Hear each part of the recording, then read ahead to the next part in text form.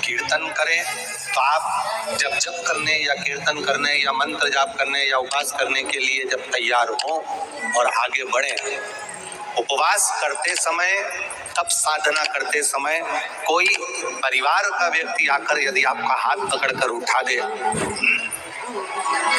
या आपको अपशब्द कहे, तो ये श्रेष्ठता नहीं है। आप करो पशुपति व्रत, आप करो सोमवार के व्रत, और निवेदन है कि व्रत करते समय व्रत के पहले आपके परिवार वालों को, आपकी पति को, माता पिता को, परिवारजन को ये बात बता दी जाए कि हम ये व्रत कर रहे हैं। क्यों? उसका कारण केवल इतना सा है कि जब हम ये परिवार वालों को बता देंगे कि हम व्रत कर रहे हैं, तो आपके व्रत में कोई टोकने वाला नहीं रहेगा, आपके व्रत को कोई रोकने वाला नहीं रहेगा, और आप निष्कपट भाव से भगवान की अविरल भक्ति को धारण कर सकते हैं। निष्कपट भाव भगवान के भजन को धारण कर सकते हैं। इतना सुंदर वर्णन किया गया है महामृत्युंजय मंत्र का। यदि हम किसी ब्राह्मण से अनुष्ठान करवा रहे हैं,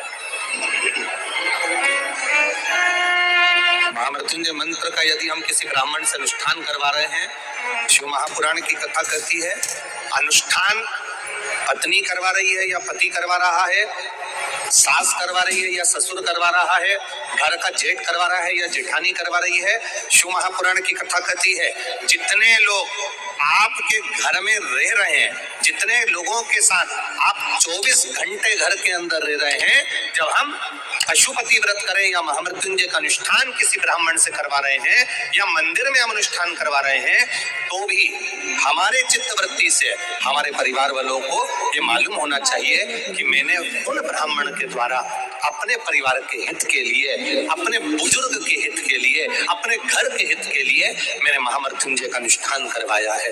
उसका पुण्य 4 गुना बढ़ता है, जिससे घर के लोगों में कोई विस्मयता उत्पन्न ना हो।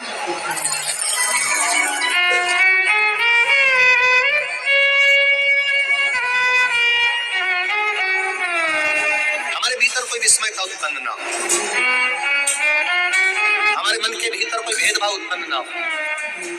और हम तो यहाँ तक कहेंगे, आप अगर शंकर जी के मंदिर में जा रहे हो, 1 लोटा जल चढ़ा रहे हो, शंकर जी के मंदिर में पहुंचकर 1 लोटा जल समर्पित कर रहे हो, तो भी आपके घर के लोगों को मालूम होना चाहिए कि ये पास वाले शिव मंदिर में गई है, मेरे पास के मंदिर में मेरा घर का बच्चा शंकर जी को जल चढ़ाने गया है, मेरा पति पास के मंदिर में शंकर भगवान को जल समर्पित करने के लिए गया है। ये घर के लोगों को ज्ञात होना चाहिए।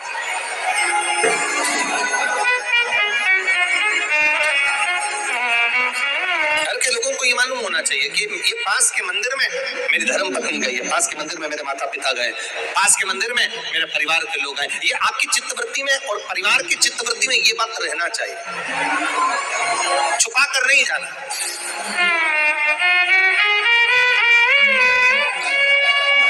छुपा कर भगवान के मंदिर में नहीं, छुपा कर पशुपति व्रत नहीं कर।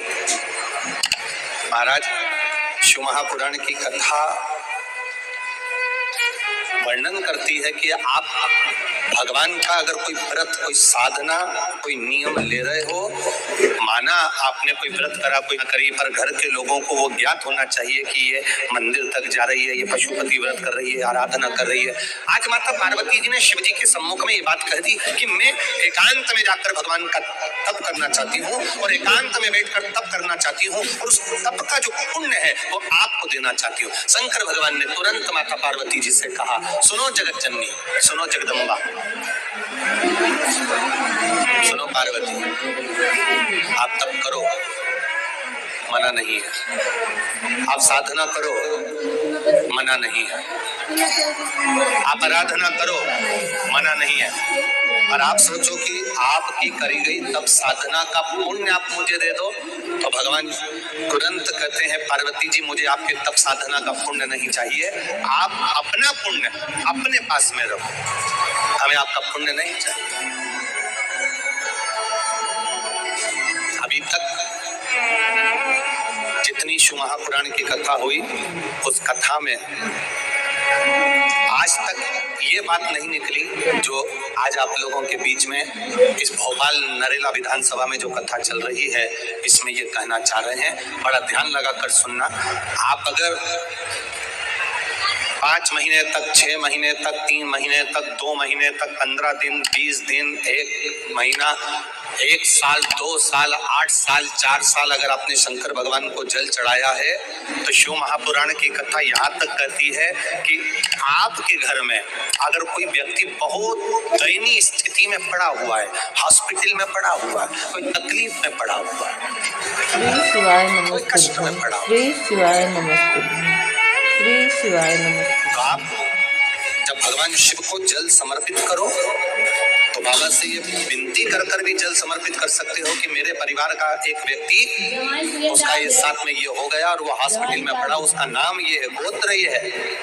बाबा हमने जो तप साधना करी है, हमने जो इतने महीने तक आपको जल समर्पित करा है, हमने जो बेलपत्र समर्पित करी है, मेरे बाबा आज स्वीकार करना। और जो हॉस्पिटल में पड़ा है, जो कर्जे में लदालूम पड़ा है, जो तकलीफ भोग रहा है, ऐसी कृपा करना बाबा कि मेरे 2 महीने जो मैंने जल चढ़ाया है उस चढ़ाए गए जल का पुण्य मैं उसके खाते में देती हूँ और उसको ठीक कर देना। ये पुण्य का भाग,